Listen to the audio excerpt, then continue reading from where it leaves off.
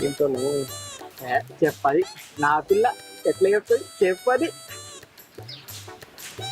నువ్వు ఈ కథలు పడుతున్నావని మా అన్నకు తెలిసిందనుకో నీ బొక్కకు నీళ్ళు వస్తుంటా కొడతాడు. ఏమనుకుంటాను నీ పేరు చెప్పకపోతే కానీ మరి మీ అన్న పేరు అన్న చెప్పు. ఏం పేరు? ఎవరి? మా అన్న పేరే. ఇంకొకసారి నా వెనక పడితే మంచిగా ఉండదు చెప్తానా. అగో అరే ఆగు ఆగు ఆగు ఆగు ఆగు అరే ఏంది బాధ? సరే నీ పేరు చెప్పకపోతే మీ అన్న పేరు కూడా చెప్పలే.